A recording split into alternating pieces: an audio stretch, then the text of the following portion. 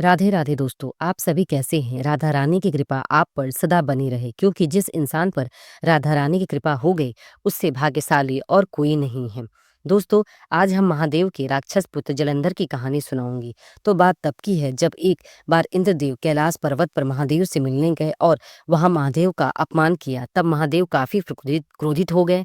महादेव को क्रोधित देख इंद्रदेव छुप गए। तब महादेव कैलाश पर तांडव करने लगे और अपना तीसरा नेत्र खोल दिया, जिसकी वजह से जो अग्नि निकली वो सीधे समुद्र में जा गिरी और उस तेज अग्नि से एक बालक उत्पन्न हुआ, जो स्वभाव से बहुत क्रोधित था, लेकिन महादेव की संतान होने के कारण उसके अंदर बहुत सारी शक्तियां विद्यमान थी। समुद्र देव ने उस बालक का पालन पोषण किया और स्वयं ब्रह्मदेव ने उस बच्चे का नामकरण किया, और जल में उत्पन्न होने के कारण ब्रह्मदेव ने उस बच्चे का नाम जलंधर रखा, जिसकी शिक्षा दीक्षा गुरु शुक्लाचार्य ने किया था। वो एक राक्षस बन गया। उसे लोग दैत्यराज जलंधर के नाम से पुकारने लगे। दोस्तों, जलंधर का विवाह वृंदा के साथ हुआ, जो कि कालनेमी असुर की पुत्री थी। वृंदा असुर पुत्री थी, लेकिन वो सदा भगवान विष्णु की पूजा करती थी, रती थी। वो परम विष्णु भक्त थी। जलंधर के पास बहुत सी शक्तियां थी, और उन सारी शक्तियों का रहस्य बस यही था कि वृंदा बहुत बड़ी पतिव्रता स्त्री थी। वृंदा के पतिव्रत धर्म होने के कारण जलंधर का कोई भी देवता कुछ भी नहीं बिगाड़ पाती थी। इस कारण जलंधर को अभिमान हो गया और वो संसार में आतंक मचाने लगा। इतना ही नहीं, जलंधर देवताओं की पत्नियों को भी सताने लगा। उसे लगता था कि कोई भी उसका कुछ भी बिगाड़ नहीं सकता। जलंधर का आतंक दिन प्रतिदिन बढ़ता जा रहा था। एक दिन वो कैलाश पहुंच माता पार्वती को अपने अधीन करना चाहा, जिस कारण महादेव बहुत क्रोधित हो गए और महादेव और जलंधर के बीच युद्ध प्रारंभ हो गया। लेकिन जलंधर की शक्तियों के कारण महादेव का हर प्रहार विफल होने लगा।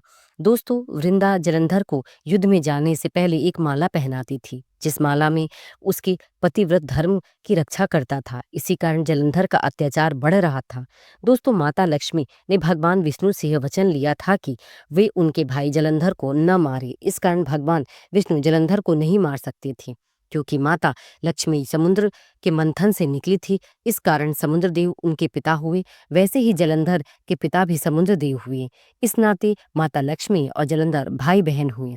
दोस्तों, माता लक्ष्मी भी भाई जलंधर को समझाने का बहुत बहुत प्रयास किया, लेकिन जलंधर किसी की भी नहीं सुनता था।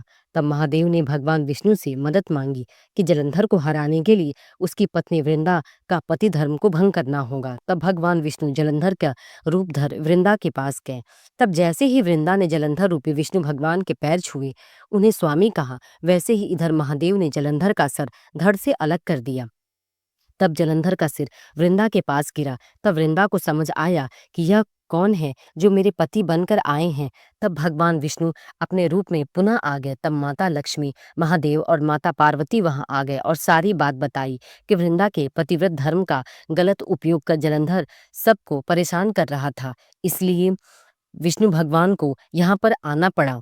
भगवान विष्णु को उनके पति का रूप लेकर यहाँ आना पड़ा। तब अपने पति की मृत्यु देख वृंदा वही अग्नि में भस्म हो गई। दोस्तों, जब माता वृंदा अग्नि में भस्म हुई, उसी जगह तुलसी का एक पौधा उग गया। तब भगवान विष्णु जी ने यह वरदान दिया कि जहाँ विष्णु की पूजा होगी वहाँ माता तुलसी जरूर होंगी।